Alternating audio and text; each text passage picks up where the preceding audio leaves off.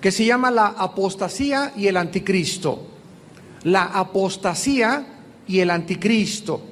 Hoy vamos a ver en esta primera conferencia algunas características de este personaje, el anticristo, porque hay muchas preguntas en el momento en que estamos viviendo acerca de que si el anticristo va a ser una computadora, que si va a salir de España, que si es el rey Juan Carlos, que si es el Papa, que si va a salir de Inglaterra. Y bueno, estamos comenzando a llenarnos de rumores y de falsas profecías y de falsas visiones y de falsos sueños que miles de personas alrededor del mundo están tratando de conturbarnos y de perturbarnos y de quitarnos nuestra paz. Y muchos cristianos creen también que cuando hablamos de profecías es para que todo el mundo se ponga a temblar, cuando es exactamente lo contrario.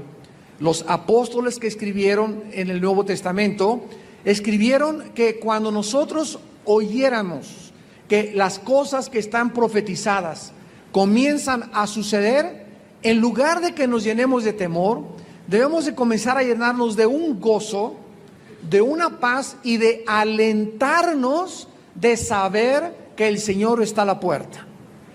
Así que se asusten, ¿verdad? Y que tengan temor los que no tienen a Cristo, porque van a atravesar la gran tribulación y la ira de Dios.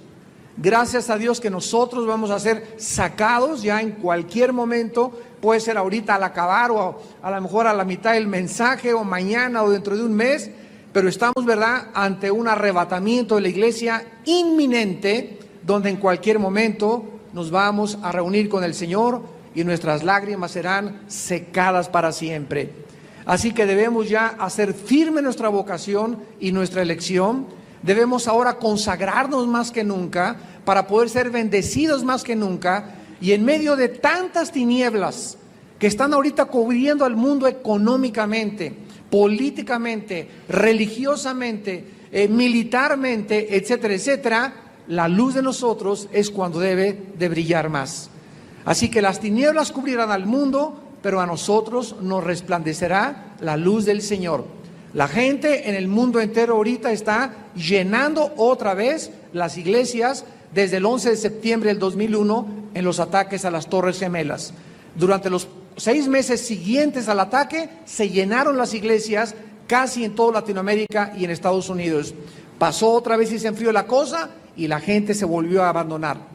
Así sucede en el mundo cuando la gente oye de guerras y rumores de guerras, que se acerca el fin, el apocalipsis, la caída del dólar, la caída del petróleo, la inconsistencia y la falta de seguridad que existe en el mundo. La gente comienza a buscar a Dios. Y ahora vamos a ver las iglesias también por todas partes llenas de gente desesperada, confundida, y es cuando tú y todos nosotros debemos alumbrar. Porque es cuando debemos de tener respuestas a un mundo confundido y a un mundo que va de botella en botella, de hombre en hombre, de mujeres en mujeres, de teatros en teatros, de telenovela en telenovela, y así andan de diversión en diversión, buscando siempre y sin encontrar. Cuando tenemos nosotros la respuesta en la persona del Hijo de Dios. En esta segunda carta a los tesalonicenses, el apóstol Pablo comenzó a preocuparse porque hace 2000 años los mismos rumores comenzaron a circular. Y comienza diciéndoles, pero con respecto a la venida de nuestro Señor Jesucristo y nuestra reunión con Él, o sea, aquí está hablando del arrebatamiento, nuestra reunión con Él, os rogamos, hermanos, que no os dejéis mover fácilmente de vuestro modo de pensar, ni os conturbéis ni por espíritu, ni por palabra, ni por carta, como si fuera nuestra, en el sentido de que el día del Señor está cerca. Nadie los engañe en ninguna manera.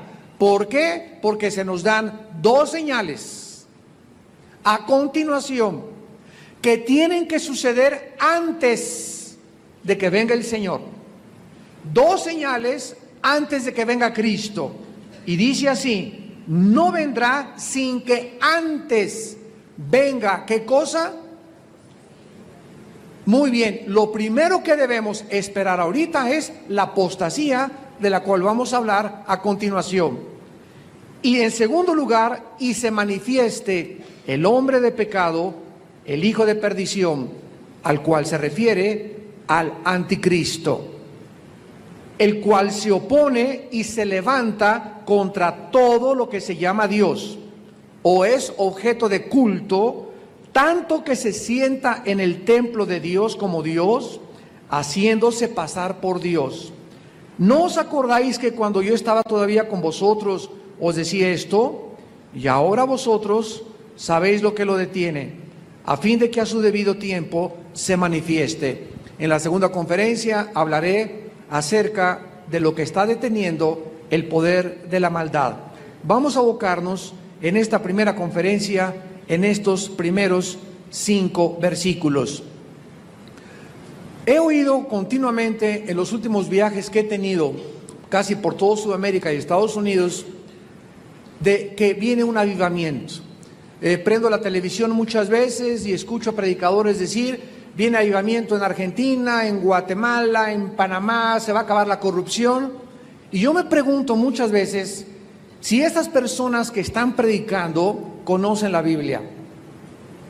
Porque de acuerdo a la Biblia y de cualquier estudiante de escatología o de profecía elemental, es muy claro que antes de que venga Cristo no va a haber ese avivamiento del cual se menciona. El avivamiento va a comenzar en la gran tribulación, donde miles de almas van a ser rescatadas, como los 144,000 que van a estar sellados. Pero antes de que venga todas estas cosas, la Biblia profetiza claramente que los hombres irán de mal en peor. Nada de que la corrupción se va a acabar en Argentina o en México, en Guatemala, etcétera, etcétera. Cristo dijo claramente que hasta que viniera el tiempo de la siega, los ángeles iban a separar la cizaña del trigo, y que hasta que viniera el tiempo de la siega, la cizaña iba a crecer juntamente con el trigo. A nosotros la Biblia no nos manda al mundo a acabar con la maldad.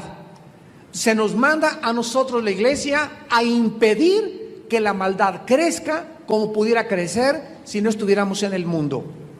Cuando Jesús dijo: ustedes son la sal de la tierra, la sal es preservativa.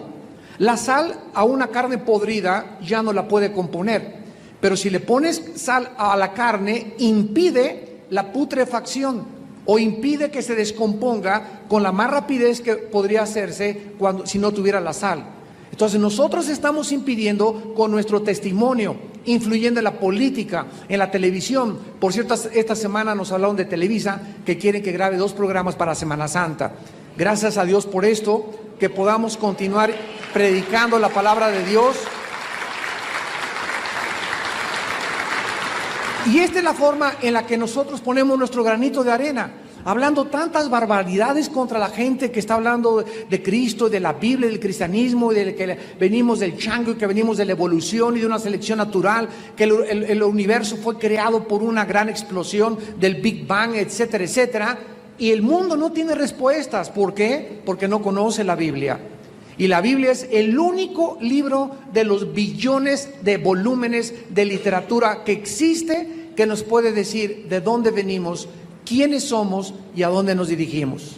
Ningún otro libro sagrado, ni el Popo, ni los Vedas, ni el Tripitaka de Sudha, ni tampoco el Corán de los musulmanes, nos puede dar respuestas, porque ningún libro que se llama sagrado o religioso contiene profecías acerca del futuro. Ninguno de ellos.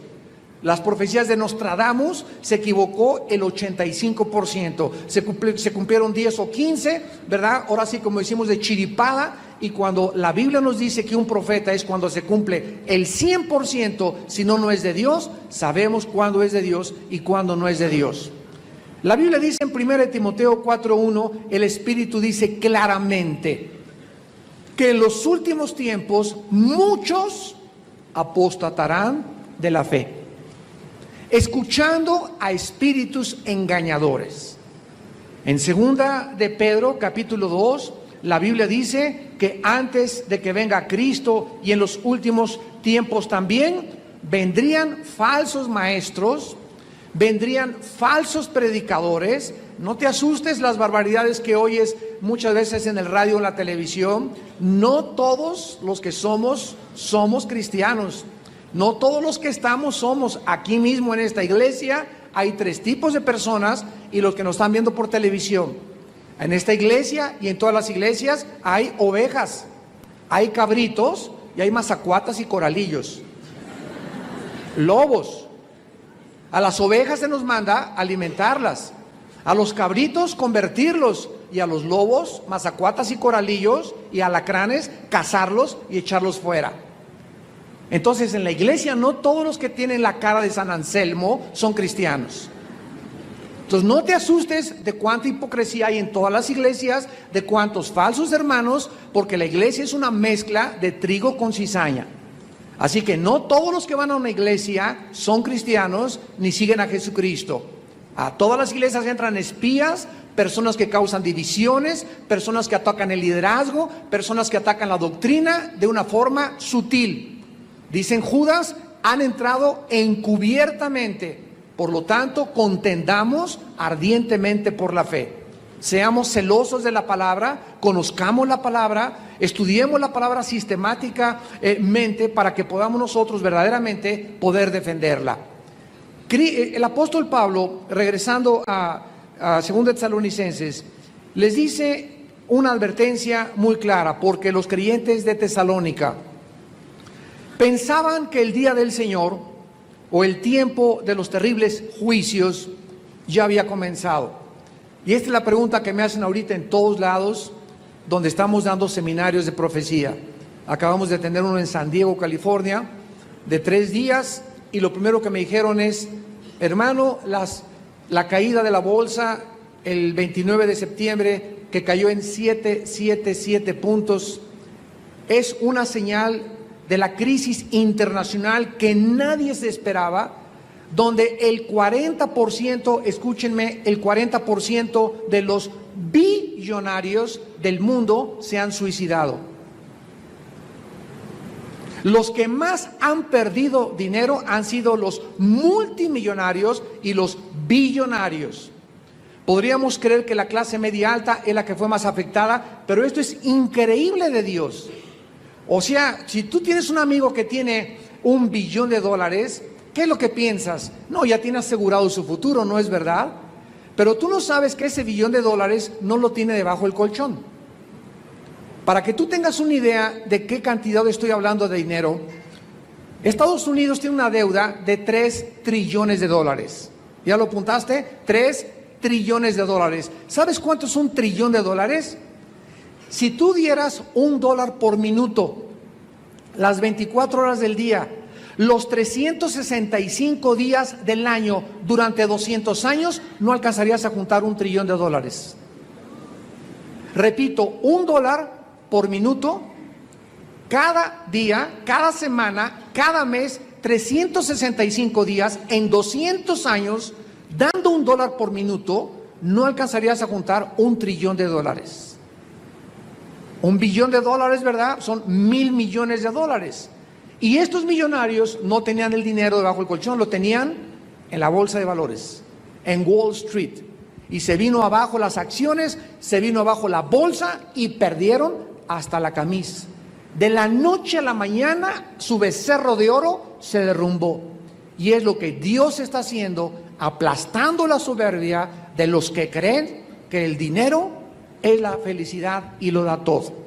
¿Saben quiénes creen que el dinero lo es todo? Los que no lo tienen. Porque los que lo tienen, pregúntales si son felices con el dinero que tienen. Pero los que creen que el dinero es la felicidad, es los que no tienen el dinero. Pero cuando le preguntas a alguien que tiene, te va a decir: soy un pobre, miserable, desventurado, amargado y vacío en medio de este mundo. Porque no es el dinero la razón por la cual nosotros podemos encontrar la paz, porque la vida del hombre no consiste en la abundancia de los bienes que posee.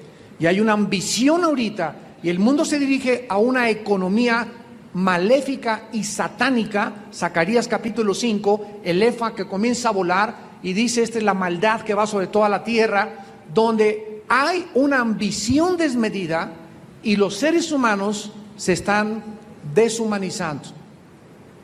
¿Qué quiero decir con esto? Que la Biblia dice en 2 de Timoteo capítulo 3, vendrán tiempos peligrosos, porque vendrán hombres amadores de sí mismos, sin afecto natural a los padres, implacables, intemperantes, amadores más de los deleites más que de las cosas de Dios, que tendrán apariencia de piedad y negarán la eficacia de ellas. La Biblia dice que conforme nos acercamos al final, amados santos, el carácter del ser humano se va a hacer casi animal. Déjenme explicarles. La Biblia nos dice que cuando un ser humano ve a otro ser humano como una cosa o como un objeto, lo comienza a usar.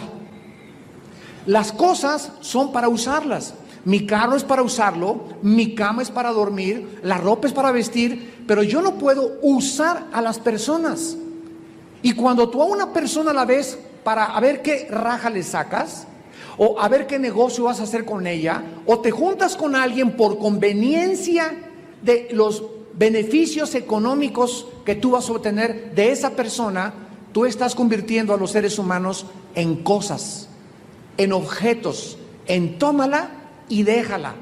Cuando un muchacho le pone las manos a su novia y la comienza a manosear, la está convirtiendo no en un ser humano, sino que la está humillando, la está degradando, porque cree que es un objeto y una cosa para usarla. Y tú no puedes atreverte a usar a una mujer hasta que no seas responsable de mantenerla y hasta que no te cases con ella. Pero cualquier persona que está tratando a los seres humanos, un hombre que comete adulterio, alguien que no paga sus deudas, alguien que pide prestado y no paga, estás viendo a la gente como cosas, te estás deshumanizando, estás perdiendo la sensibilidad y sin que te des cuenta vas a comenzar a entrar en la apostasía. Y esto es lo que Cristo quiso decir en Lucas 10 con la parábola del buen samaritano. Un hombre tirado, herido, lastimado, y pasó a la religión y no hizo nada por él, el sacerdote. Pasó el levita y no hizo nada por él. Y así nosotros nos encontrábamos tirados, heridos en el camino, y la religión que hizo por mí, nada. No me echaban agua bendita de vez en cuando. La filosofía que hizo por mí, los filósofos hablan y discuten, y que la filosofía y el marxismo y la dialéctica materialista, etcétera, etcétera. Pero ¿qué hacen por la gente? Nada, degradarla. Porque lo único que ha hecho el marxismo y el comunismo ha sido hecho, ¿verdad? Millones de personas muertas en el siglo XX como resultado de Mao Tse, de Saddam Hussein y de todos los hombres marxistas y las filosofías que comenzaron a propagar en Europa, el ateísmo, que es un fruto del marxismo, que han hecho por el mundo solamente discutir, hablar y proporcionar ideas que no han cambiado al ser humano. Entonces viene Cristo y nos salva y nos dice que nos carga sobre sus hombros, nos venda nuestras heridas y paga toda nuestra cuenta. No veamos al mundo como lo vieron la religión y los filósofos. Hagamos algo por la humanidad. Tengamos la sensibilidad de vivir para los demás. Cuando tú veas a un ser humano, es alguien creado a la imagen y semejanza de Dios. No hables nunca mal de nadie. No le robes la reputación a nadie. No maldigas nunca a ningún ser humano, porque estás lastimando a Cristo y a Dios, porque son su creación. Y esto es lo que significa: amarás a Dios con todo tu corazón y a tu prójimo como a ti mismo. Si yo tengo una relación con Dios, no puedo tener ninguna relación, no puedo deberle nada a nadie, no puedo ser un tranza, no puedo usar de mi novia. ¿Por qué? Porque me desconecto verticalmente de Dios. Mi relación con Dios depende de cómo me relaciono con mi prójimo. Muy bien, estos creyentes en Tesalónica creían que ya había comenzado los juicios. Recordamos que la iglesia de Tesalónica estaban viviendo una persecución terrible. Veamos, por ejemplo, la primera carta de Tesalonicenses. Retroceda unas páginas atrás.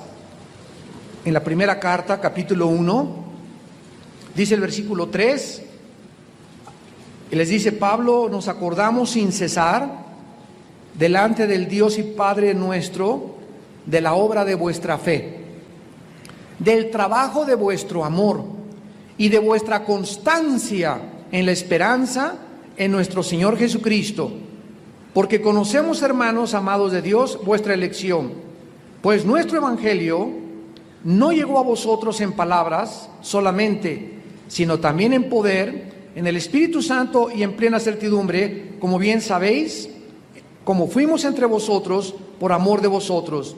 Y vosotros vinisteis a ser imitadores de nosotros y del Señor, recibiendo la palabra en medio de gran tribulación, con gozo del Espíritu Santo. Esta iglesia era una iglesia perseguida. Y si a eso nosotros agregamos que comenzaron a decirles a alguien en el Espíritu, se me apareció un ángel anoche, tuve una visión que nos reveló que el Señor ya viene, que alguien había recibido una revelación especial de Dios y que habían recibido una carta del mismo Pablo que les había él mandado de que ya venía el Señor. Entonces, agregándole a la persecución que vivían, es fácil entender por qué estos creyentes estaban perturbados y confundidos espiritualmente. Una vez ahí en Dallas se acercó a mi esposa y a mí una señora y nos dijo que ella tenía todos los dones del Espíritu Santo. Cálmate, Débora, le dije. Pues yo soy profeta, etcétera, etcétera, y le dije, mire, hermana, simplemente quiero hacerle una pregunta. ¿Podría usted pasar aquí al frente y decirme por lo menos un salmo de memoria? ¿Podría usted decirme que conoce 30 versículos de memoria para ponérsela fácil?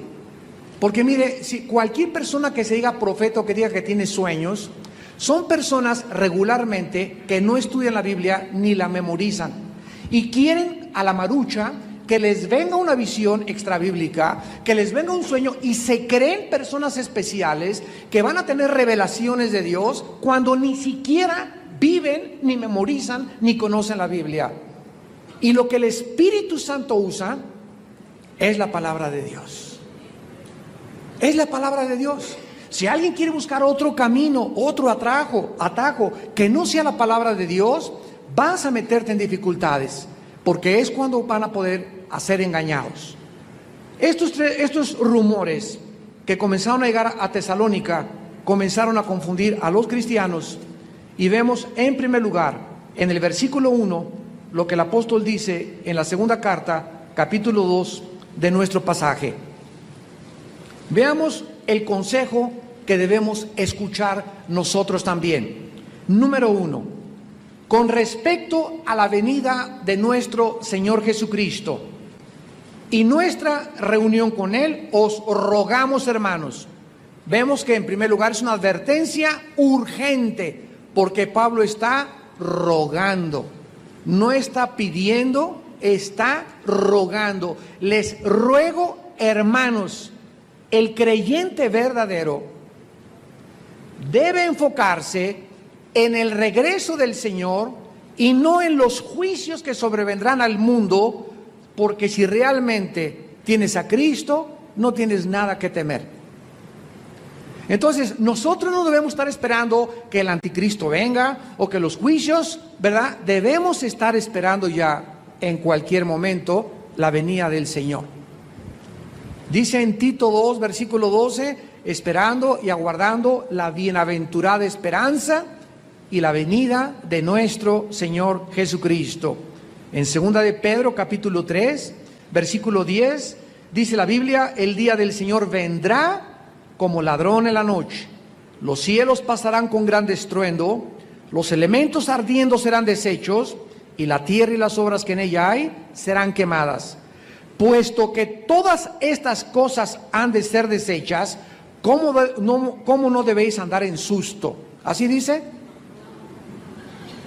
El miedo no anda en burro.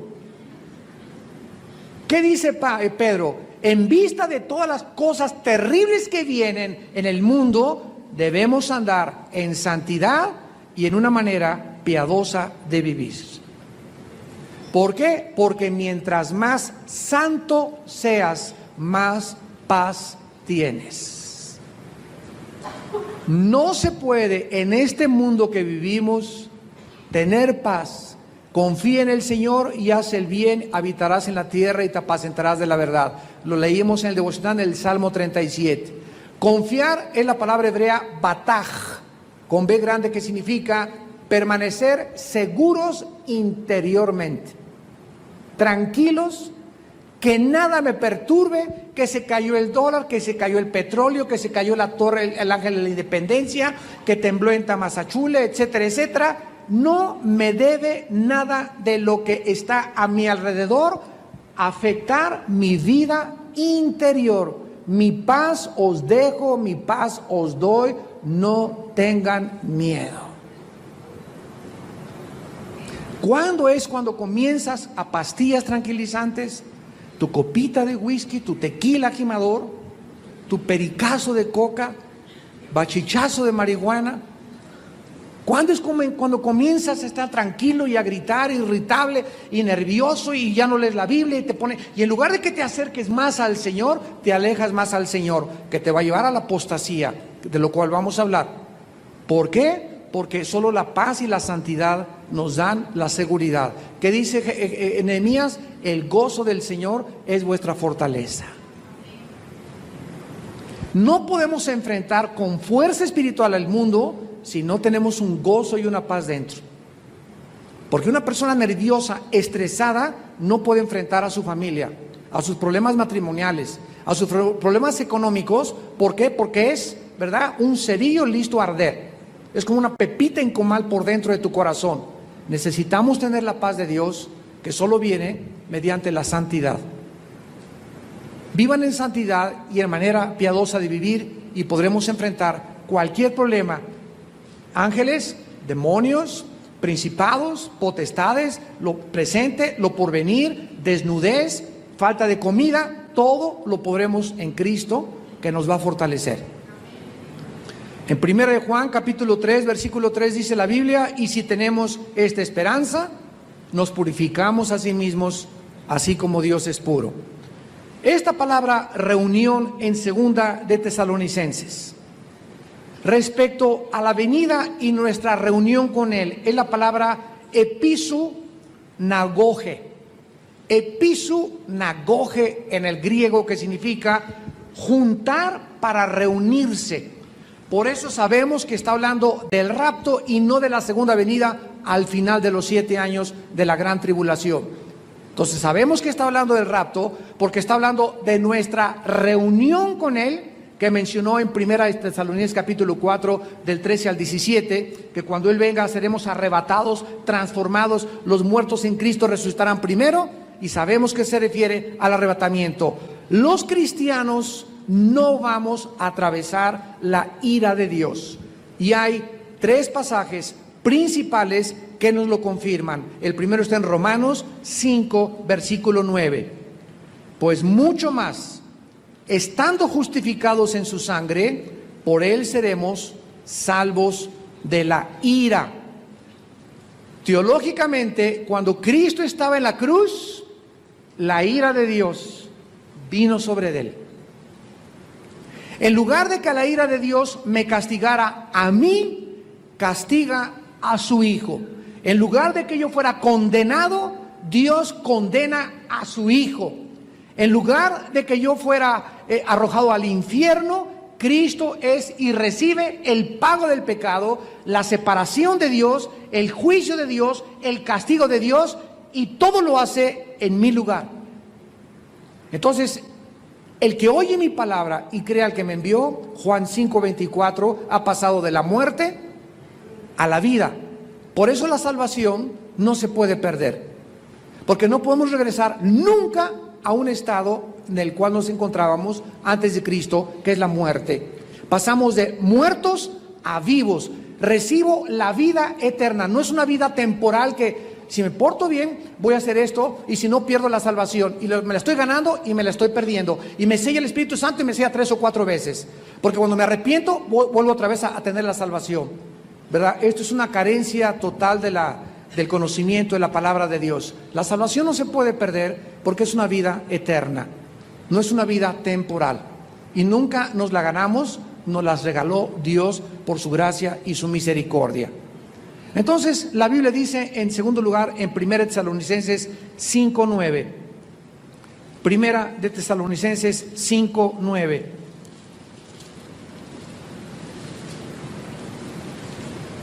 Lo mismo que estamos hablando y que estamos nosotros diciendo que no se puede perder. No nos ha puesto Dios para la ira, sino para alcanzar salvación por medio de nuestro Señor Jesucristo.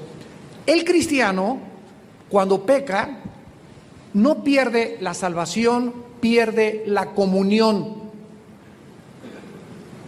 Pierdes la comunión, te desconectas de la luz y hay en tu vida mental tinieblas, emocional, sentimentalmente, las tinieblas vuelven a venir a tu vida. Un cristiano en pecado ya no ve, ya no tiene luz.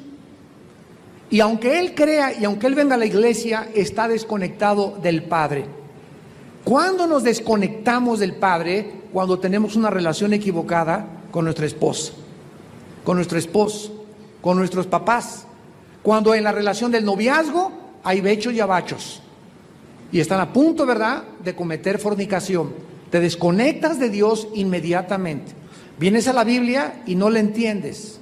Quieres orar y parece que tus oraciones rebotan. Y comienzas a decir, Dios ya me abandonó. No, Dios nunca dice, te dejaré ni te desampararé. Tú has dejado a Dios. Esto es lo que significa desconectarnos por causa del pecado. Pero la salvación no la podemos perder. Y en Apocalipsis capítulo 3, versículo 10, dice la Biblia, por cuanto has guardado la palabra de mi paciencia. Apocalipsis 3:10. Por cuanto has guardado la palabra de mi paciencia. ¿Qué recalca aquí el Espíritu Santo? ¿Qué énfasis está poniendo el Espíritu Santo? ¿En qué? En la paciencia. ¿Saben qué es la vida cristiana? Así, para resumirla, aguantar. Esa es la vida cristiana. Aguantar, porque la palabra paciencia significa permanecer debajo de un gran peso. Hagan de cuenta que es ahorita como una piedra que tenemos aquí cargando y muchos, ya no puedo con mi esposo, ya no puedo con este problema, ya no puedo con el trabajo, ya no puedo con aquello. Y cuando te sales de esa piedra y buscas la puerta fácil, escapándote y creyendo que en el adulterio, en la fornicación, en el dinero, en el robo, en la envidia, puedes evitar sufrir menos, es cuando pierdes la oportunidad de que Dios trabaje en tu vida. El cristiano fue llamado a resistir, a aguantar, a soportar las aflicciones de las cuales estamos rodeadas. Pero aunque estamos rodeados de tribulaciones, no estamos desesperados. Y en muchas pruebas, pero nunca angustiados. Perseguidos, pero no desamparados. Derribados, pero nunca destruidos, porque cuando el justo caiga, Dios es poderoso para volverlo a levantar. 2 Corintios 4, del 8 al 10. Esa es la diferencia entre el mundo. El cristiano tiene aflicciones como cualquier persona, claro que sí. Pero ¿cuál diferencia entre mí y mi compadre? Entre mí y mi cuñado, entre mí y mi primo, entre mí y un pariente mío, en que cuando vienen los problemas, ellos se desesperan, se estresan, van al cardiólogo, se mueren ataques del corazón, tienen que tomar pastillas, tienen úlcera, etcétera, etcétera. ¿Por qué? Porque no saben cómo enfrentar los problemas en sus 5 sentidos. Y necesitan una copita para poder huir de la realidad una hora y gritar, ¡ajúa, viva Zapata! Y con el alcohol se envalentonan y con el alcohol hacen cosas así, ¿verdad? ¿Por qué? Porque no pueden en sus 5 sentidos enfrentar la vida. ¿Qué hizo Dios con nosotros para que pudiésemos aguantar hasta el final? No nos ha dado Dios un espíritu de cobardía, sino de poder, un poder sobrenatural que me hace enfrentar la vida. Se muere la esposa, se muere el hijo, cae esto, te abandonan, el divorcio, lo que sea, pero seguimos. y seguimos, pero no amargados y con la cara de uva pasa, así como muchos vienen a la iglesia el domingo, ¿verdad? Vienen con unas caras, desde aquí se les ve, ¿verdad? De que será cierto. Como los jóvenes en el horno de fuego en Daniel, que salieron y ni siquiera olían a quemado. ¿Por qué? Porque Jesús estuvo con ellos. Y cuando Jesús está con nosotros en las pruebas, la gente nos puede ver y decir, oye, pero tú has pasado por todo y tienes una sonrisa, ¿verdad? Todavía te ves joven. ¿Saben ustedes que los brujos envejecen más rápido? Las personas que practican la brujería, por eso la bruja claque, cacle, cacle. Y por eso la ponen así con una narizota toda fea, toda arrugada, las brujas, ¿verdad? ¿Por qué? Porque la maldad te acaba más rápido que la santidad. Si tú llegas a la santidad a los 70, 80 años de edad, vas a parecer de 60. ¿Arroz? Y esa es la cuestión de la vida cristiana, que aguantemos. Irán dando y llorando, está bien claro. Vamos a pasar un valle de sombras y de muerte, de lágrimas, llorando, es verdad. Pero te prometo que vas a regresar con gozo, trayendo las gavillas. El fruto lo vas a recoger, santo que me escuchas. El fruto lo vas a recoger, el fruto de tus lágrimas. Lo que has aguantado en tu matrimonio, lo que has aguantado a tus padres, lo que has aguantado en la vida, cómo te has aguantado en la burla de tus amigas, que ahora la virginidad ya es una cosa, ¿verdad?, anormal. Ahora nosotros somos los anormales y los anormales son normales. Ahora la homosexualidad es normal, ahora nosotros somos los anormales. Y así es como el mundo ha pervertido. A lo amargo le llaman dulce, a lo dulce le llaman amargo. Dice Isaías 5, hay de aquellos que a lo amargo le llaman dulce y a lo dulce amargo, a las tinieblas luz y a la luz tinieblas. Pero si tú aguantas y sigues a pesar de todo, en esta vida y en la otra vida, no tienes idea de las grandes bendiciones y recompensas que Dios tiene para ti. Pero tienes que aguantar. Por cuanto has guardado la palabra de mi paciencia, Apocalipsis 3:10, por cuanto has soportado, por cuanto has resistido, por cuanto no has tirado la toalla, por cuanto sigues de pie, a pesar de que te han caído lluvias y vientos y ríos y tu casa no se ha caído, tu vida ha permanecido derecha, yo también te guardaré de la hora de la prueba que ha de venir sobre el mundo entero para probar a los que moran sobre la tierra. No todos se van a ir en el arrebatamiento de la iglesia, y esos son los que tal vez se van a convertir cuando lleguen el próximo domingo, ¿verdad? Y más de 3/4 partes de la iglesia ya no estén. Van a decir apostataron. Nosotros somos los que nos quedamos, y nosotros somos los que nos fuimos, y ellos son los que ahora son los santos y los salvos. Pero esta es la forma como el mundo está actualmente viviendo.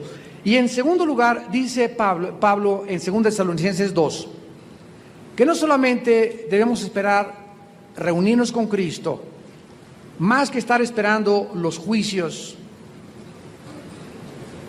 En segundo lugar, dice el versículo 2, el segundo consejo: no dejémonos perturbar por nada ni por nadie de nuestra manera de pensar, ni nos conturbemos ni por espíritu, ni por palabra, ni por carta, en el sentido de que el día del Señor ya está cerca.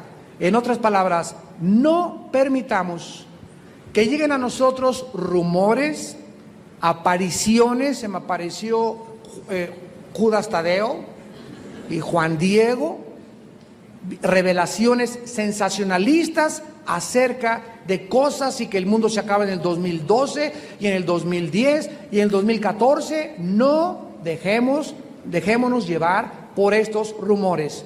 Dice en 2 de Corintios capítulo 11, 2 de Corintios capítulo 11, versículo 3 y 4. Les escribe Pablo a la iglesia más carnal de todo el Nuevo Testamento, los corintios. Temo que como la serpiente con su astucia engañó a Eva, vuestros sentidos sean de alguna manera extraviados de la sincera fidelidad a Cristo. ¿Qué temor tenía Pablo? ¿Qué temor tenía Pablo que pudiera sucederle a la iglesia de Corinto? Que sus sentidos, esta palabra noema es la mente, los sentimientos y las emociones, que es lo más peligroso de la vida cristiana, vivir gobernado por emociones y sentimientos. Debemos de ser gobernados por la palabra de Dios, y en la adoración entran los sentimientos y entra la emoción, guiados por el Espíritu. Pero cuando alguien quiere venir a chantajearme y a moverme emocionalmente, o a tratar de perturbar mi vida interior, y no es a través de la palabra de Dios, esa persona se llama un chantajista emocional. Por ejemplo, mamita, ¿me dejas ir al cine? Mijita, te dije que si no me lavaba los trastes, no ibas al cine. Ay, mamita. Y comienza la muchacha a llorar. La mujer es movida y le da permiso a la hija porque sus emociones fueron afectadas por las lágrimas de su hija y no por lo que debe de hacer. ¿Qué es lo que debe de hacer? Aunque llores, chilles y como pirinola te metieres en el suelo, no vas a ir simplemente porque me desobedeciste. Y yo debo de insistirte en que es más importante la obediencia que tus emociones. Entonces, la gente a nuestro alrededor, nuestros hijos, la esposa puede también chantajear al marido, el marido a la mujer, el maestro, los alumnos, tus amigos. Ay, ¿a poco ya eres la religiosa? Ya eres la monja de Sor Juana, ya te dicen. Vámonos con unos chavos, vámonos a subirnos en el carro. Ten relaciones sexuales antes de casarte. Y eres manipulada emocional y sentimentalmente. Si tú cedes y dejas que tus emociones te gobiernen, te vas a ir al pecado, en lugar de ser gobernada por la palabra de Dios. No cometerás inmoralidad. ¿Se dan cuenta lo que estoy tratando de comunicarles? Entonces Pablo tenía miedo que fueran los corintios extraviados ¿de qué cosa? De la sincera fidelidad a Cristo. Porque si alguno viene predicando a otro Jesús, como este hombre en Puerto Rico y en Miami, creo que se llama, voy a decir su nombre, ¿verdad? Creo que se llama Juan Carlos Ramírez, no sé qué cosa, que dice que es el anticristo y ya mandó a marcar a toda la gente. Y tiene iglesias por todo México y Latinoamérica. En Guatemala y Honduras le prohibieron la entrada ya. Creo que así se llama. Y su esposa, que lo acaba de dejar, la entrevistaron hace poco en la televisión y dijo, ¿verdad?, que él mismo le decía en la intimidad que no sabía ni en lo que creía. Y cuando entra así al escenario, el que lo anuncia dicen, y ahora con ustedes Jesús, el Rey de Reyes y Señor de Señores. Y la iglesia le aplaude y él entra como Jesús. Tú te preguntas, a mí no me engañan en ese sentido. Está muy obvio el engaño. Pero ¿cuántas personas son engañadas simplemente porque no conocen la verdad? Han sido extraviadas de la sincera fidelidad de Cristo. Entonces, hay otro Jesús que la gente predica, que no es el Jesús de la Biblia. Se me apareció Jesús en la noche. ¿Cuál? Haber sido Chucho el Roto.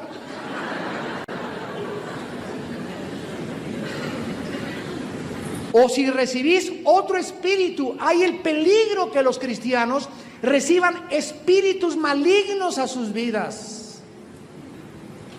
Hay el peligro de que puedas recibir, como los corintios, otro espíritu, que no sea el Espíritu Santo.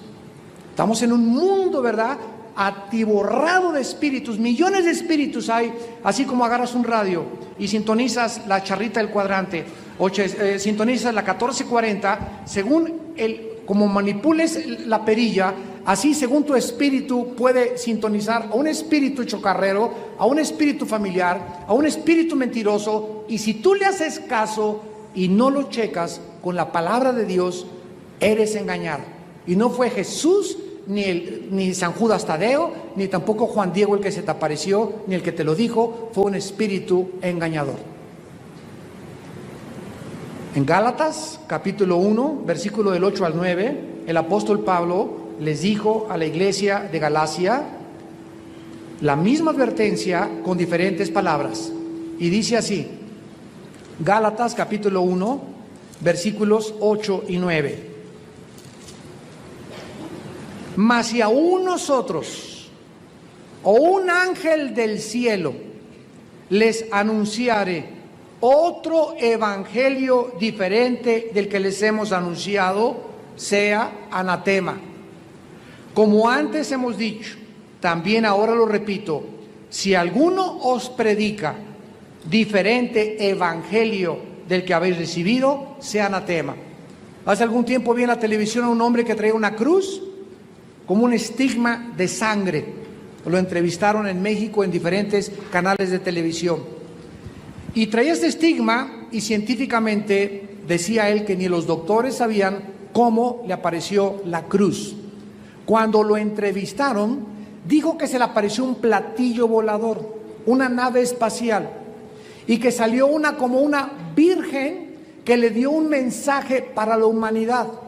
El mensaje que ese hombre supuestamente recibió de un platillo volador no era el mensaje que Cristo nos dejó a nosotros, que solo en Él hay salvación, porque no hay otro nombre dado bajo el cielo, en la tierra, en quien podamos ser salvos, más que en el nombre de Jesús.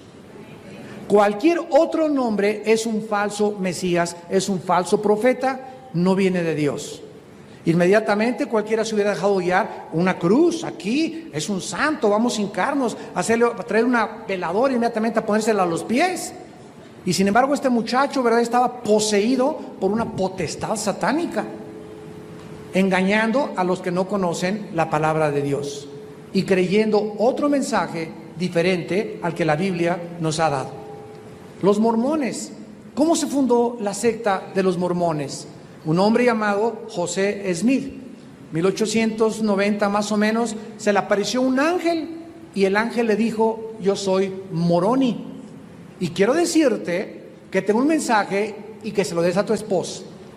José Smith llegó a su casa y le dijo a la señora: oye, ¿qué crees? ¿Qué, mi amor? Que no eres la única, que puedo tener 9 o 10 como tú, mejores que tú. Tú ya pareces la Chilindrina.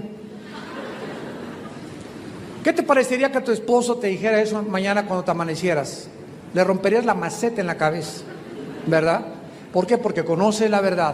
Pues la tonta esta muchacha, ¿verdad?, pues lo creyó y comenzó a proliferar la poligamia por todos lados en Estados Unidos.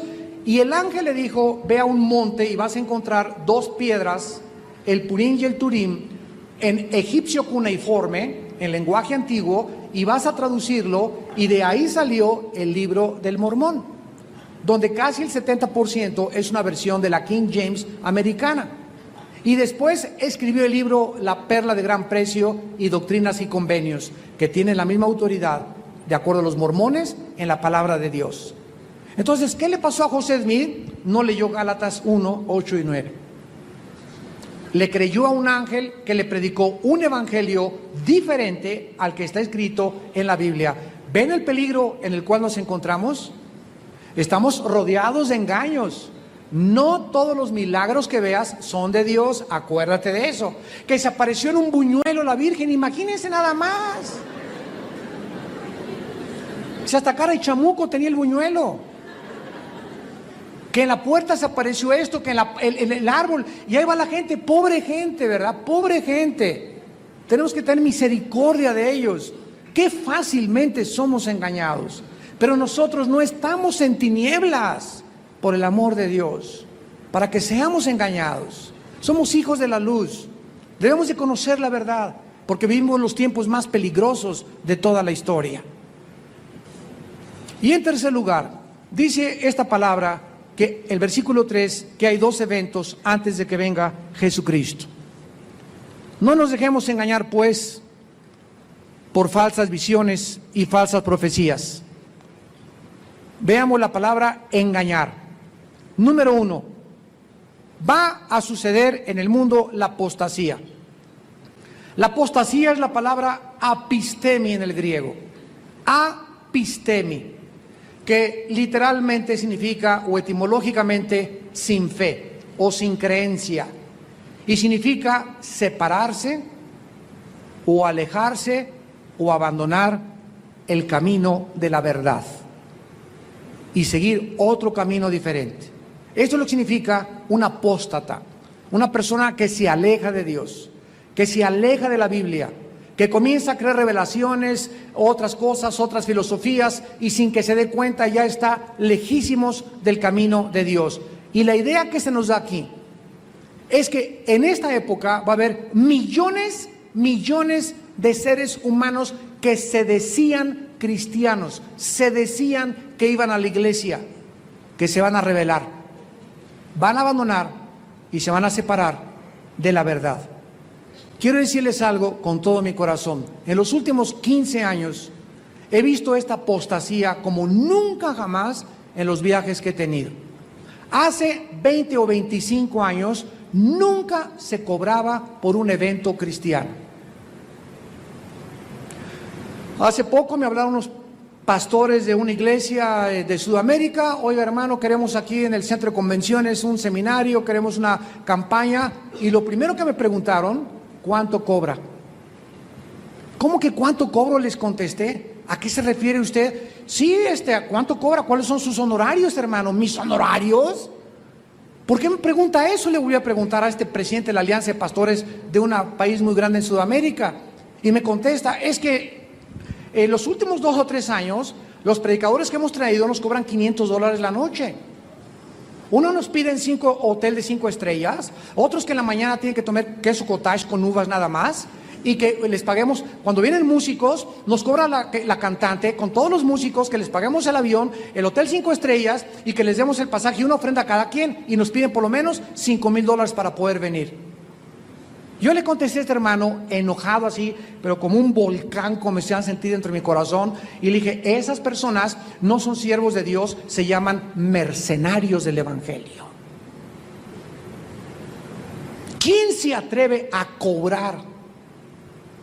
Entonces, ¿cuáles son sus condiciones? Me preguntó. Le dije, mire, voy a orar en primer lugar. Y si mi Padre Celestial siento paz en ir a esa ciudad que usted me está invitando, yo voy a ir. Si me quiere pagar el avión y el hospedaje, no me importa dónde me hospede, con mucho gusto voy. Si me quieren dar una ofrenda, dénmela. Si no me quieren dar ninguna ofrenda, no me la den. Yo no les puedo pedir nada, cada quien de como propuso en su corazón. Y si no me dan una ofrenda, Dios por otro lado me va a bendecir. Yo no voy a ir por la ofrenda. Cuidado cuando nuestros motivos son el dinero. Cuidado cuando nuestros motivos son el dinero. Vamos a hacer un evento evangelístico para sacar fondos. Entonces ya no es para ganar las almas, es para el fondo de la iglesia. Así no funciona Dios. Así no funciona Dios. ¿Qué dice 1 Corintios capítulo 9 el apóstol Pablo? Digo que hay cristianos que le han arrancado ya las páginas a la Biblia. Y ahora en lugar de 1 Corintios 9 dice 1 de Pancho 9:1. Dice 1 Corintios capítulo 9, versículo 18. ¿Cuál es pues mi galardón? Dice el apóstol Pablo. Que predicando el evangelio, presente gratuitamente, escúcheme por la televisión también, gratuitamente. Gratuitamente. ¿Qué significa gratuitamente? ¿O necesitamos mandarlos a la escuela otra vez? Gratis, sin esperar ninguna recompensa, el evangelio de Cristo, para no abusar de mi derecho en el evangelio. Está bien que se cobren un desayuno porque no te vamos a desayunar gratis, o una cena, ¿verdad? Pero cuando se invita, imagínense ustedes, damas y caballeros, viene el apóstol Pedro y Juan, $250 la entrada. Espérenme tantito, si pagan ustedes en septiembre, son $150, y si pagan ustedes en octubre, sube a $300. Yo he tenido juntas con mis hermanos pastores y los he exhortado, ya no me vuelven a invitar desde luego. Y le dije a una alianza de pastores hace poco, ¿por qué se atreven ustedes a hacer esto y cobrar $700, $700 la entrada a un evento de Dios? ¿Saben lo que me contestaron? Hermano, pues es que tenemos que traer al hermano de Atlanta y al hermano de Miami y para los gastos. Y les dije, ¿saben una cosa? Ustedes ya la Biblia la cerraron y están actuando administrativamente con la mercadotecnia del mundo. Ustedes están primero pensando en que si traigo a este hermano le voy a dar esto, cuando deben de pensar lo siguiente: en primer lugar, ¿Es la voluntad de Dios que hagamos este evento? Muy bien, si es la voluntad de Dios, escúchenme, Dios va a proveer. Y no vamos a traer a 5 pateando, si no son corridas de toros. A 5 en el cartel, porque ahora son carteles. Va a estar esta cantante y este famoso, etcétera, etcétera. Y ya se presenta al mundo como un cartel tipo Las Vegas Show. Y no es un cartel, pero es que vamos a llenar el auditorio. Pues sabes una cosa, diles a los 5 que invitaste que no sabes cuánta ofrenda les van a dar. Y que si se recoge y se reparte, que se la lleven como les tocó. Pero no les prometas $10,000 y $5,000, porque si alguien se atreve a cobrarles, nosotros por lo menos en la vida lo volvemos a invitar. Estábamos mi esposa y yo ayer en la reunión con los pastores y nos compartió uno de los pastores ahí en Toluca que iban a invitar ahora el Congreso de Alabanza que tenemos en Toluca a 3 o 4 cantantes. Me reservo el nombre de ellos. Una de ellas le dijo, muy famosa, al pastor en Toluca, él le dijo, si yo voy, anuncia a la iglesia que voy a traer camisas autografiadas a 50 pesos cada una. Si quieren que les firme el librito, porque ahora nos están pidiendo por todos lados autógrafo, 25 pesos si quieren mi autógrafo. Que por favor me recojan en el aeropuerto de Toluca en una limusín. Quiero estar en el hotel Lancaster, que es el de 5 estrellas de Toluca, y por favor, $5,000 de ofrenda. Le dijimos, báñate. Que se bañe. La apostasía. ¿Saben qué es la apostasía? Que estamos acostumbrándonos a qué es lo normal. Ya se está convirtiendo en algo normal ya. Y los cristianos van y pagan un congreso evangelístico, $50, $70, lo pagan y ya no disciernen, ya no se dan cuenta, ¿verdad? Si es o no es de Dios. La apostasía. Dice en 2 de Pedro capítulo 2. 2 de Pedro capítulo 2. Hubo falsos profetas entre el pueblo, como habrá entre ustedes falsos maestros, que introducirán encubiertamente herejías destructoras, negarán al Señor que los rescató, atrayendo sobre sí mismos destrucción repentina, y muchos seguirán sus disoluciones, por causa de los cuales, ahí está, el camino de la verdad será blasfemado, y por avaricia, harán mercadería, o sea, harán mercado de nosotros con palabras fingidas, sobre los cuales ya de largo tiempo la condenación no se tarda y su perdición no se duerme. O sea, ya es un negocio, ya no es la presentación gratuita del Evangelio. Ya se busca hacer dinero, se sustituye la verdad y la moral por las ganancias. Se buscan las ganancias y no la verdad. Hay programas de televisión en Estados Unidos cristianos donde te cobran $3,500, $4,000 la media hora, y lo puedo creer porque tienen que vivir de algo, ¿verdad? Pero cuando esos programas de televisión contratan a predicadores apóstatas y herejes porque pagan el doble de lo que pagamos nosotros, ese programa de televisión se ha prostituido a los ojos de Dios, porque prefieren las ganancias a la verdad, a predicar la verdad. Y hay muchos predicadores que por los millones de dólares que tienen pueden comprar, como Pare de Sufrir pagó $7 millones a Televisa para tener un programa todos los días a las 12 de la noche. Ahí vas a acabar en Pare de Sufrir algún día. La apostasía es apartarse de la verdad, apartarse de la palabra de Dios. El profeta Jeremías en el capítulo 6, versículo 10, dijo estas palabras a Israel. Jeremías 6, versículo 10. ¿A quién hablaré? Y amonestaré para que oigan. He aquí que sus oídos son incircuncisos, no pueden escuchar. He aquí que la palabra de Jehová les es cosa vergonzosa, no la aman. Los mensajes ahora son dulce, miel, el campeón que traes en ti, vas a poderlo, arriba, dulcecito, miel. Ya no se predica el pecado, ya no se predica el juicio, ya no se predica la segunda venida de Cristo, ya no se predica la ira de Dios. Ahora se trata de mantener al pueblo contento, que salgan riéndose de la iglesia para que sigan diezmando.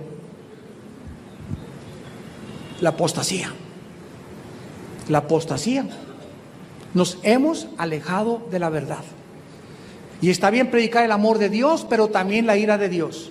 Está bien animar al pueblo, pero también exhortarlo. Está bien hablarles del cielo, pero también que hay un infierno que te va a quemar los pies cuando comiences a tocar. Y que Dios es un Dios de ira y de juicio. Mirad la severidad y la bondad de Dios. Romanos 11 lo dice. Entonces, es el problema, que nos vamos a un extremo. No, prefiero la gente, prefiero las ganancias. Si es más grande la gente, a nadie le gusta que le hablen del pecado, que le hablen del infierno, que tiene que ser fiel a su esposa, que no deben de tocarse los novios. A nadie le gusta eso, porque va contra nuestra naturaleza. Y es contra nuestro ego, es nuestro ego el que quiere gobernar. Y tenemos que quebrantar nuestro ego y someternos a Cristo para entrar por la puerta angosta que conduce a la salvación. La apostasía es el inicio de que Cristo está a la puerta y la tenemos ya delante de nosotros. Y finalmente, el anticristo, dice en el versículo de 2 Tesalonicenses capítulo 2, tiene 3 características rápidamente. En primer lugar, se le llama hombre de pecado. En segundo lugar, se le llama hijo de perdición. ¿Qué significa esto? Que el anticristo se manifestará. Esta palabra manifestará es apocalipto. Quitar el velo, descubrir algo oculto, significa apocalipto. Esto hecho significa lo siguiente: que el anticristo va a entrar al mundo con cara de Osama Bin Laden. ¿No han visto la cara de Osama Bin Laden? Le pones un cuadro y una aureola, San Anselmo de la Cruz. Ahora, el mal tiene otra cara. Satanás en estos tiempos se va a presentar ya no como monstruo, ni mucho menos. Va a usar a hombres con cara de ángeles y como ángel de luz. Veo a Osama Bin Laden, de ver, yo lo he visto muchas veces, no me canso de ver su retrato a veces, y le pones una aureola, ¿verdad? San Osama Bin Laden, tiene una cara que no rompe ni un plato. Increíble la maldad que haya escondida detrás de unos supuestos ojos bondadosos. Caras vemos, corazones no conocemos. No nos dejemos guiar por las apariencias. Muchacha, no te dejes guiar por la apariencia de John Travolta, de tu hijo o de tu novio. No nos dejemos ver por lo de afuera. Veamos el corazón, tengamos el discernimiento para discernir qué espíritus hay dentro de las personas. El anticristo va a entrar al mundo como Hitler entró en 1932. Hasta el 39 comenzó a quitarse la máscara y a manifestarse como lo que él iba a ser, el Führer y el dictador de Alemania, y quería ser del mundo entero. En otras palabras, el anticristo, después de un tiempo que haya estado escondido detrás de alguna máscara o de una falsa personalidad, se va a manifestar. O sea, se va a quitar la máscara y se va a aparecer su verdadera identidad. Y Cristo lo descubre en Mateo capítulo 24. Cristo nos dice en Mateo 24, ¿cuándo puede la gente saber? Si tú te quedas a la gran tribulación, saber que es el anticristo. Dice el versículo 15 al 21. Mateo 24, del 15 al 21. Por tanto, esta es la señal de Cristo. Cuando vean en el lugar santo, o sea, en la reconstrucción del templo en Jerusalén, la abominación desoladora de que habló el profeta Daniel, el que le entienda, entonces los que estén en Judea huyan a los montes. Cuando el anticristo entre al templo en Jerusalén y veas en las noticias que ese hombre entró al templo de Jerusalén y quitó la adoración de Dios y comience a proclamarse como Dios, entonces les dice a los judíos que estén allá, córranle y escóndanse, y se van a esconder, de acuerdo al Antiguo Testamento, en la ciudad de Petra, que está en Jordania, donde es un pasadizo increíble, Petra, con unas cosas increíbles grandes de roca. Ahí va a ser, de acuerdo a la Biblia, donde los judíos se van a esconder. El que esté en la azotea no descienda para tomar algo de su casa. El que esté en el campo no vuelva atrás para tomar su capa. Mas hay de las encintas y de las que crían en aquellos días. ¿Por qué lo dice? Porque van a abortar. No van a aguantar el susto de lo que viene en el mundo. Orad pues para que vuestra huida no sea en invierno ni en día de reposo, porque habrá gran tribulación, la cual no la ha habido desde el principio del mundo hasta ahora, ni la habrá. Ahí comienza, cuando el anticristo viola a los 3 años y medio el pacto con los judíos, ahí comienza la gran tribulación. Nosotros, primero Dios, seremos sacados antes de que estas cosas comiencen a suceder. Se le llama en segundo lugar al anticristo el hombre de pecado.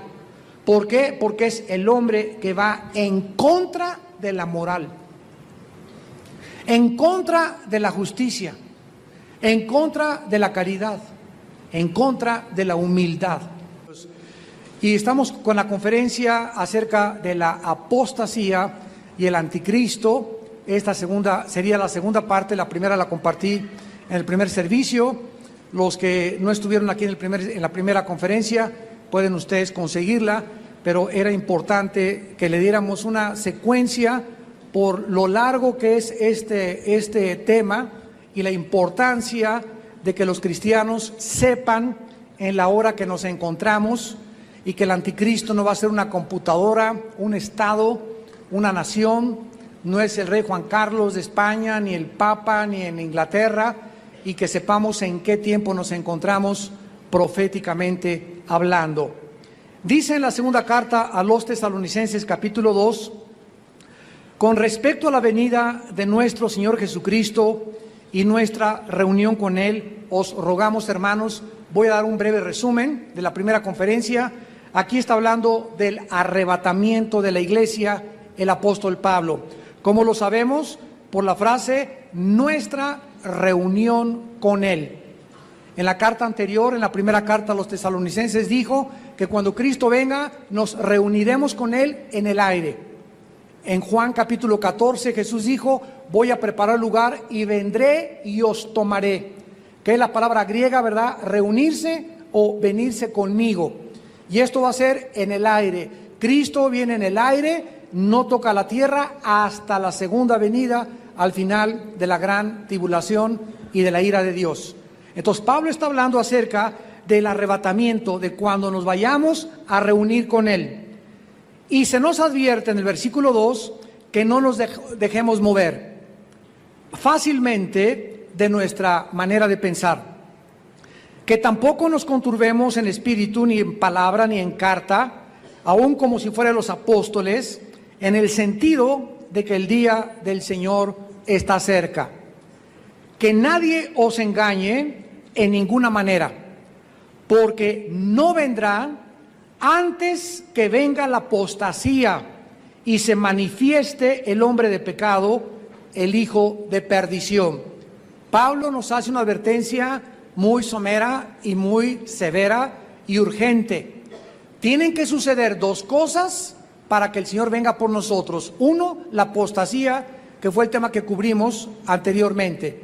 Esto significa que millones de seres humanos que iban a las iglesias, que eran cristianos profesantes, van a salirse del camino, van a abandonar la verdad, van a confiar más en visiones, en sueños, en apariciones, que el mundo se acaba en el 2012, que el calendario maya, que el calendario azteca, etcétera, etcétera, que en la palabra de Dios. Entonces se nos advierte que no nos dejemos mover, que todo lo chequemos en la Biblia. Sabemos que no se pueden poner fechas. Sabemos que los tiempos nos están hablando, que yo estoy convencido que somos la generación que nos vamos con el Señor.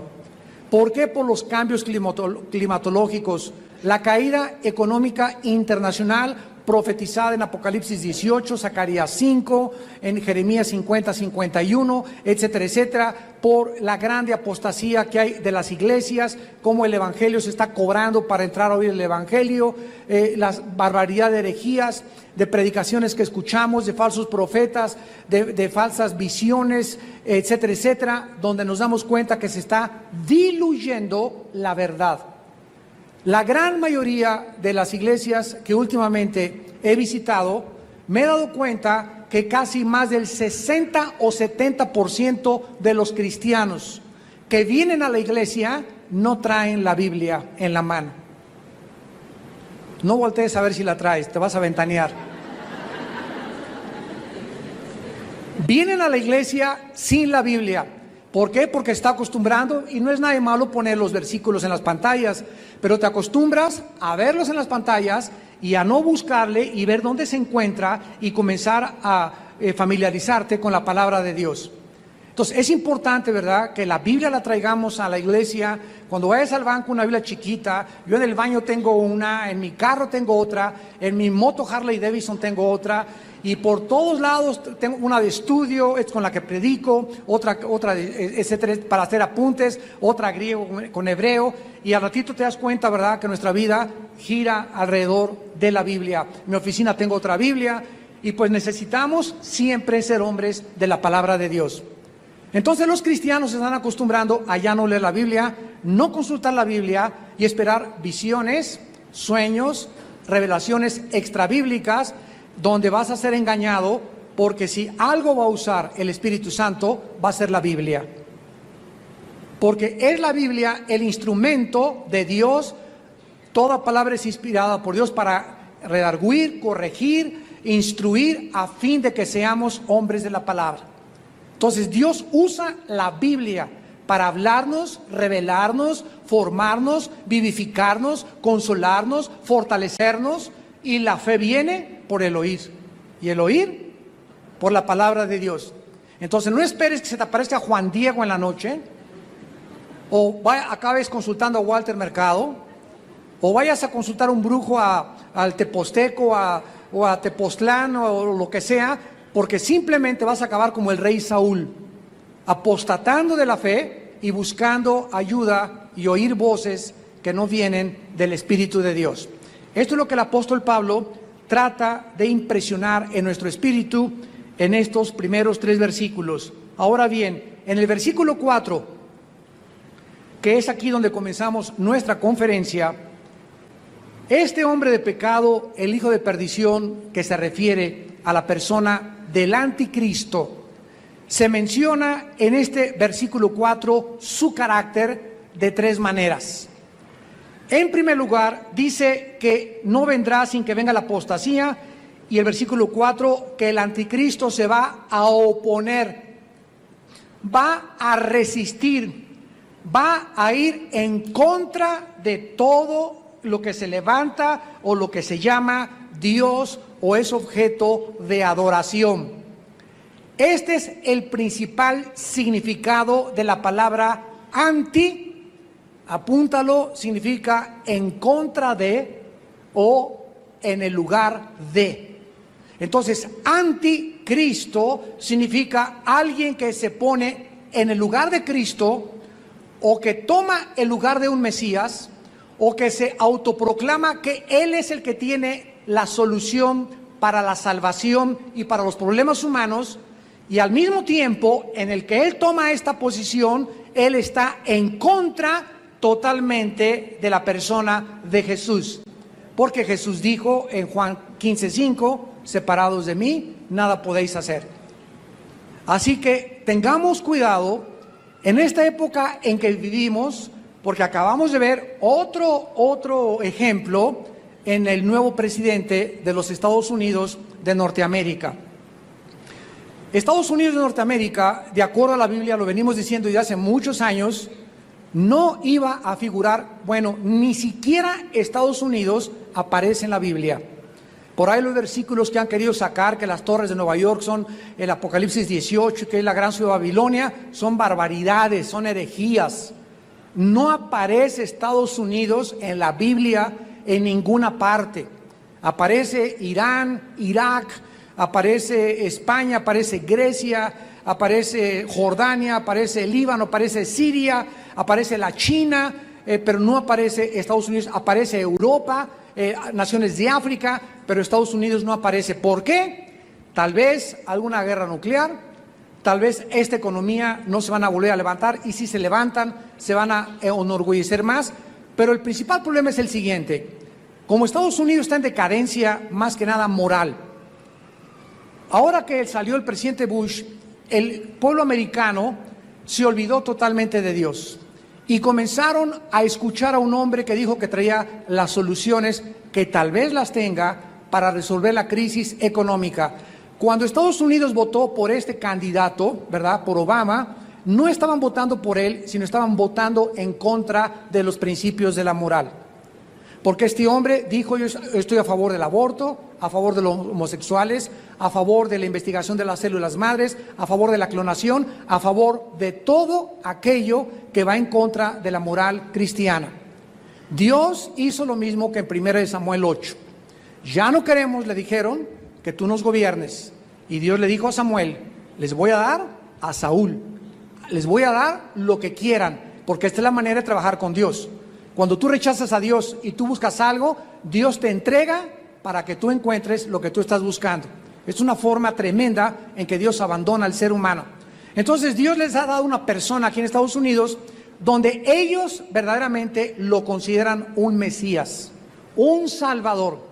Y no solamente él, sino que en todas las naciones del mundo tengamos cuidado de creer que algún presidente va a cambiar a nuestra nación, o que tal partido es la solución para una nación. Todos los partidos son iguales, todos los partidos la forman seres humanos, y no hay salvación más que en un hombre que se llama Jesucristo. No hay nadie que traiga una solución para... Salió Hitler, salió Hussein, salió Obama, salió Bush, hasta el mismo Papa, ¿verdad? No hay un ser humano que pueda cambiar el mundo más que Dios. Todos traen nuevos proyectos, que el socialismo, que el nacionalsocialismo, el fascismo, el comunismo, el nacionalsocialismo de Hitler, la democracia, que es de entre los partidos la mejorcita que existe, pero ni siquiera la misma democracia ha podido solucionar los problemas del ser humano. ¿Por qué? Porque el ser humano no es Dios. Dice Jeremías 17, maldito el hombre que confía en el hombre. Entonces se nos advierte que no pongamos los ojos en ningún ser humano. Y que no te pelees porque si tú eres del PRI o tú eres del PRD, es mejor el PRD que el PRI o mejor que el PRI, ¿verdad? No te pelees. Si llega el PAN a gobernar, apoyemos todos al PAN. El PRD, Dios permitió que subiera el PRD, apoyamos al PRD. Si Dios permitió Obama, ahorita, como les digo, vamos a orar por Obama, vamos a bendecirlo. Dios permitió, no hay ninguna persona que ocupe un puesto de autoridad si no es por la autoridad de Dios. No queda más que aceptar la soberanía de Dios.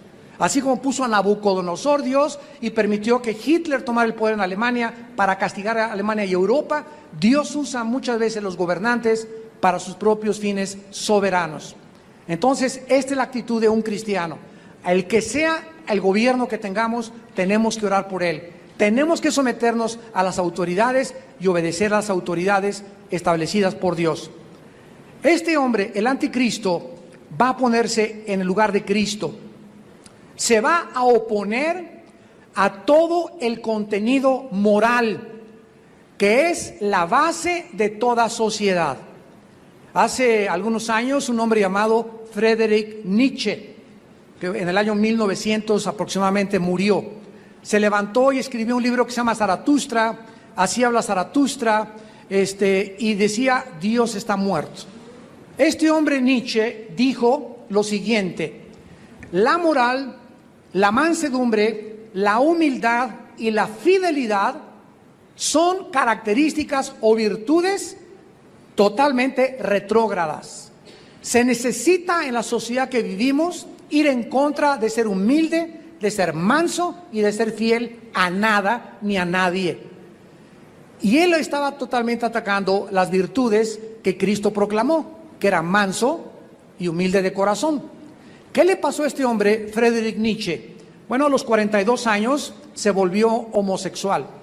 A los 43, 44 comenzó a ser tratado con pastillas tranquilizantes, comenzó a sufrir de depresiones, acabó en un manicomio y acabó totalmente desquiciado mentalmente y emocionalmente y espiritualmente. Entonces, todas las personas que se han opuesto al cristianismo se han opuesto a Dios. Y el cristianismo no es una religión, es una relación, una revelación con una persona que se llama Jesús. Tú puedes ser católico, puedes ser protestante, bautista, puedes pertenecer a Villa Nueva para el Mundo, Amistad Cristiana, o a Para de Sufrir, a lo mejor en la noche vas para allá, ¿verdad? Yo no sé a qué iglesia vayas, Pero el hecho que tú veas a una iglesia o que pertenezcas a una organización no significa que seas cristiano. La palabra Christos significa ungido, anos, pequeño, Christi, ano, pequeño, ungido. Somos pequeños ungidos. ¿Y qué es lo que nos da la unción? La presencia del Espíritu Santo. El que tiene al Hijo, el que tiene al Espíritu de Dios, ese es cristiano. Religioso es la persona que cumple el domingo, ahí nos echamos la bendición y de lunes a sábado te portas como el anticristo o como el nieto del anticristo. Es importante poder asimilar todos estos conceptos porque estamos en una época bien confusa donde periódicos, noticieros de televisión, comentaristas, intelectuales, científicos están tratando, ¿verdad?, de comenzar a fomentar doctrinas y filosofías y pensamientos que los cristianos, que ni la Biblia trae en el domingo, no pueden después contestar, ni pueden responder con la mansedumbre con la que tenemos que responderle al mundo. En la segunda de Timoteo, capítulo 3, segunda de Timoteo, está después de Tesalonicenses, el apóstol Pablo profetizó que antes de que Cristo regresara, o sea, en los tiempos finales, segunda de Timoteo capítulo 3, el carácter del ser humano se iba a deshumanizar más y más y más y más, donde los seres humanos en el final de los tiempos ya no se iban a comportar como seres humanos, síganme con mucho cuidado, sino como animales.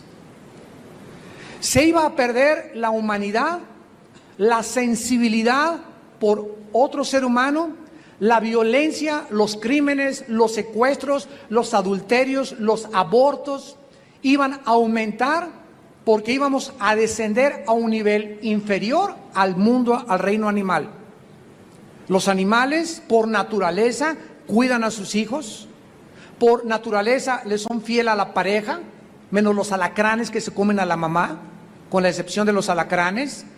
En la naturaleza vemos mucho comportamiento que los humanos no tenemos. Los animales matan por comer, el ser humano mata por el placer de matar. Entonces iba a venir una descomposición del carácter porque la maldad iba a aumentar. Dice Pablo en 2 de Timoteo 3, debes saber esto, es importante que lo sepamos, que cuando en los postreros días vendrán tiempos peligrosos. Esta palabra chalepos en el griego, que se tradujo peligrosos, son violentos, agresivos, amenazadores.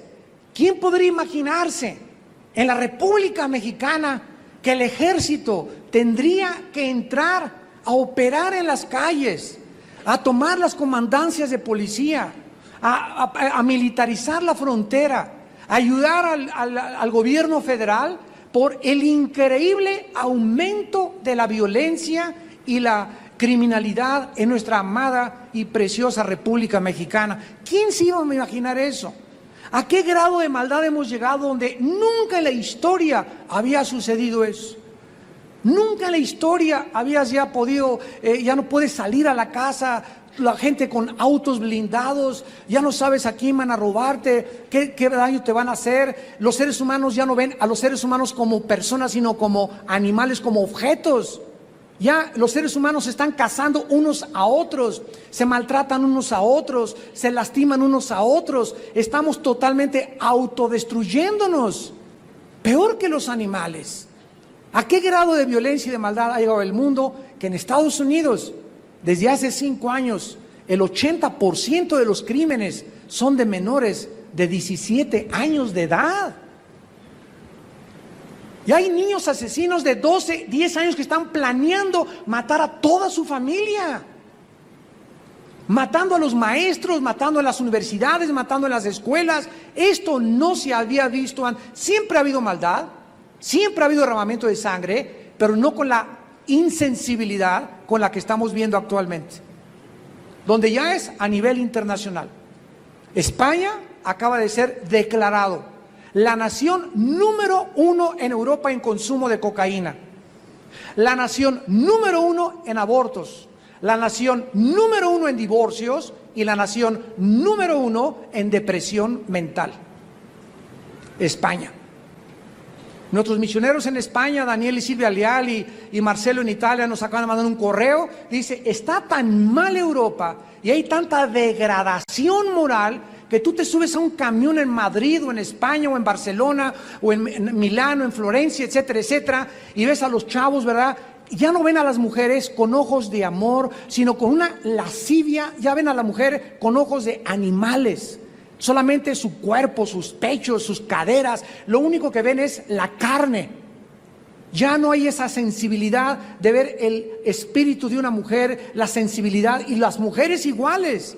Ven, ¿verdad? Ya los hombres, ¿verdad? No importa si son casados o no son casados, es una depravación, es un degeneramiento que está verdaderamente aumentando en el mundo. Vendrán tiempos peligrosos. ¿Por qué? Porque habrá hombres amadores de sí mismos. En otras palabras, ¿qué es lo que la Biblia dice?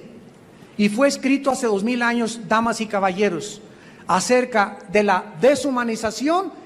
Amadores de sí mismos significa lo siguiente, que el ego humano se iba a entronar como jamás en la historia se había entronado.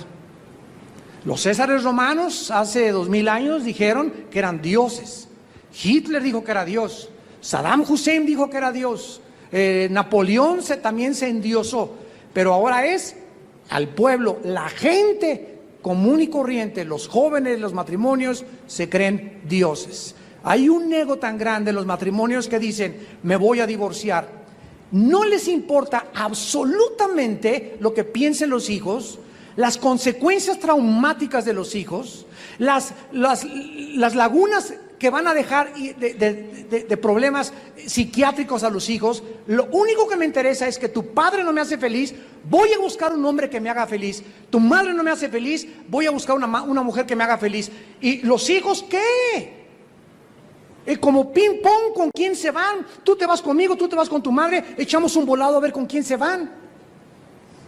Y pasan cientos de años, pasan decenas de años y los niños crecen y nunca obtuvieron el amor de la madre o del padre, etcétera, etcétera. ¿Por qué? Porque se aman a sí mismos. Porque solo piensas en ti. Estás centrado en tu felicidad, en tus intereses, en tu reino. Te estás convirtiendo en un Dios. Y esa es la causa de la miseria internacional. Porque no hay cosa más miserable que vivir y centrar nuestras vidas en nosotros. Viene el Hijo de Dios hace 2000 años y pisa este mundo y nos enseña lo contrario. Dichosos los que viven para los demás. El amor es sufrido, el amor no tiene envidia, no es indecoroso, todo lo sufre, todo lo espera, todo lo soporta. Y cuando tú tienes un amor donde no tienes miedo a ser vulnerable ni a que te lastimen, eres feliz. Pues no me voy a divorciar por mis hijos y me voy a aguantar al cocodrilo de tu papá por mis hijos y a la leona de tu madre por mis hijos. Y ya si Dios te la quita, que te la quite, ¿verdad? Y te va a traer a Rambo. Pero ahora por cualquier cosa, carta de divorcio, incompatibilidad de caracteres, no nos podemos llevar. Hay otra más guapa, otra más joven que tu madre. Y cuando comenzamos a vivir de esa manera, hombres amadores de sí mismos, avaros en segundo lugar, ¿qué fue lo que hizo caer la bolsa de valores? La avaricia, ¿de quién? De miles de bancos desde hace más de 100 años, que lo único que les interesa a los banqueros es, vénganos a tu reino, todo para acá. Y ustedes los intereses más altos y más altos y más altos, y se llevan el 60-70% de las ganancias, sin importar la miseria en la que dejan a millones de seres humanos. Y Dios dijo, ¡basta! Ya se acabó eso. Santiago 5, ay de ustedes ricos, sus riquezas están enmohecidas, han hecho dinero explotando a los seres humanos, insensibles a las necesidades de los seres humanos, tratando de enriquecer su reino y levantar un reino a expensas de los demás. Ay de ustedes porque vuestras riquezas están enmohecidas Y el jornal de los trabajadores ha clamado a Jehová de los ejércitos, dice Santiago 5. Todo el libro de Amós en el Antiguo Testamento es un libro en contra de la injusticia de los ricos contra los pobres. Dios está diciendo en el mundo, basta. Y por eso de la noche a la mañana, 65% de los, escúchenme, billonarios del mundo se quedaron en el suelo. Están ahorita en Tepoztlán pidiendo limosna. Cualquiera diría, ¿verdad? No, si tengo $1,000,000 ya la hice para toda mi vida. Pero ¿sabes una cosa? Que todos esos millonarios que se quedaron en la bancarrota y que se están suicidando, su dinero lo tenían en la bolsa de valores, en acciones. Y se fue para abajo todo y perdieron todo y no se ha recuperado. Y como dijo don Teofilito, ni se recuperará.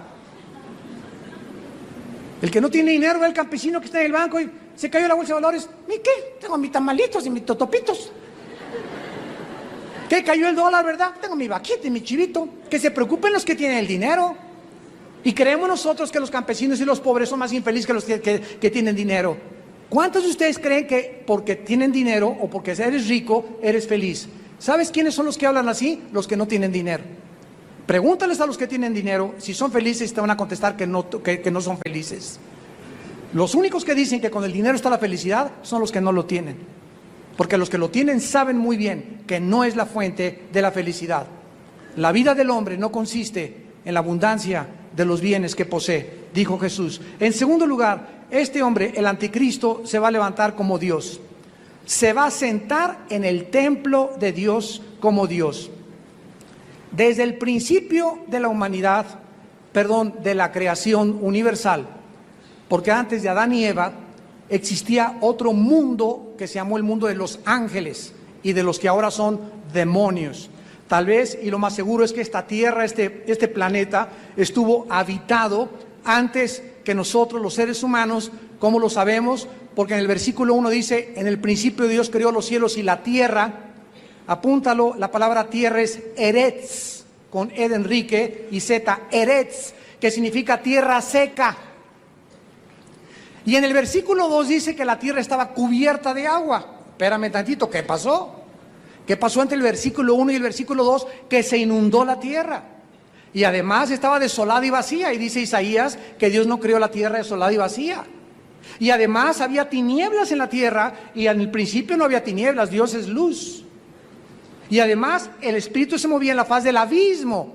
O sea que el infierno y el abismo, cuando Adán y Eva fueron puestos en el planeta Tierra, ya el centro de la tierra era la prisión de ángeles y la prisión de demonios.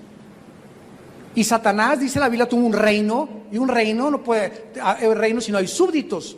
Entonces, Satanás manejaba un reino universal, ¿verdad? En los planetas, en los millones de galaxias, y como el centro del planeta Tierra, que dice en Isaías 14, subiré al cielo, no dice bajaré. O sea, Satanás estaba abajo, y dice en Ezequiel 28, que aquí en la tierra, en el huerto del Edén, donde Adán y Eva fueron puestos, ahí eran los cuarteles generales de Satanás. Dice en Ezequiel 28, en el Edén estuviste querubín protector. Subiré al cielo y conquistaré el cielo. Arriba de las nubes, había nubes antes de que la creación fuera hecha. Había sol antes de que la creación fuera restaurada en Génesis 1. Y Satanás quiso asaltar, quiso dar un pinochetazo al trono de Dios, asaltar el trono de Dios, y fue arrojado y quedó marginado como centro de operaciones la atmósfera terrestre hacia abajo y hasta el centro de la tierra y el mar. Y todos los ángeles fueron arrojados con él, y aquí es donde opera ahora Satanás, y está como encarcelado sin poder, ¿verdad?, gobernar ya el universo que gobernaba antes de que el hombre fuera creado. Entonces la tierra tiene millones de años, el hombre tiene 6,000 años. Por eso los dinosaurios no son de la época de Adán y Eva. Los dinosaurios eran máquinas destructoras, infernales, maléficas, ¿verdad? Hubieran acabado con la humanidad. Ellos existieron en un periodo preadámico, antes de que Adán fuera puesto aquí.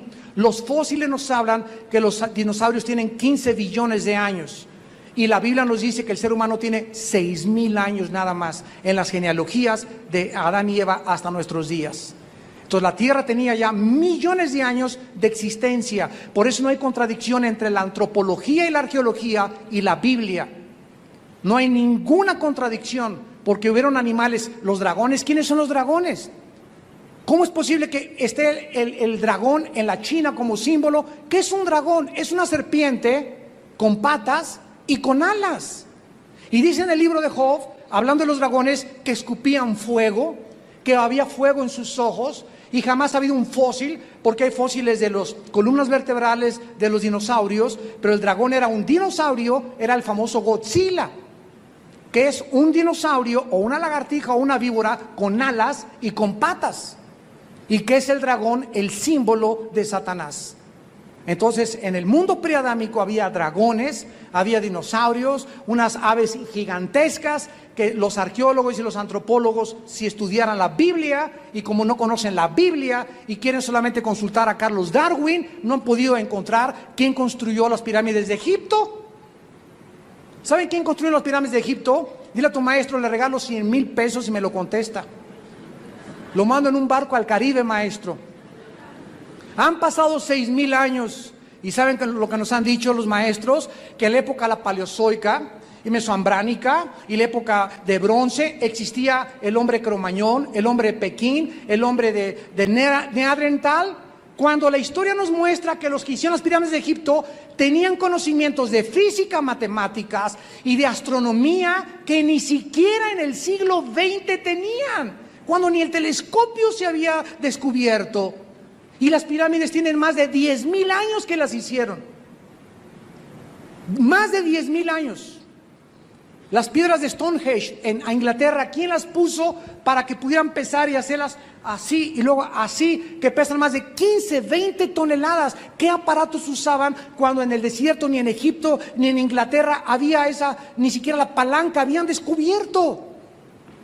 Entonces no venimos del hombre de Pekín. La historia nos muestra que las civilizaciones antiguas tuvieron un conocimiento impartido por ángeles, eran ángeles demonios, los gigantes, los nepilim, que contagiaron a la raza humana, y como en los tiempos de Noé, las perversiones genéticas se van a repetir.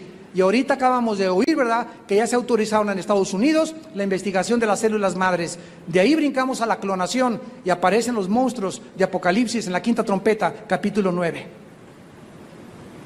¿Cómo sabemos que estamos en la última generación? Porque conocemos la Biblia, porque sabemos lo que estamos viviendo a la luz del marco histórico y a la luz de lo que está pasando a nuestro alrededor en el siglo XXI. El anticristo tiene que proclamarse Dios y preparó el siglo XX para su venida tal vez en este siglo que vivimos. El siglo XX, damas y caballeros, el siglo pasado en el que tú y yo nacimos, o la mayoría nacimos, es el siglo que se ha caracterizado con los avances más grandes en medicina, en tecnología, en física nuclear y en descubrimientos científicos. Lo que en 18 siglos el hombre nunca hizo brincar del burro al motor de gasolina, se logró en menos de 50 años. En el siglo XX se descubrió la máquina de lavar la ropa, la televisión, el chip, el plástico, los barbitúricos, los mejorales, la penicilina, los cohetes, la ciencia nuclear, los avances del 90 para acá, la computadora, el PC, los iPhones, y ahorita, ¿qué nos sorprende?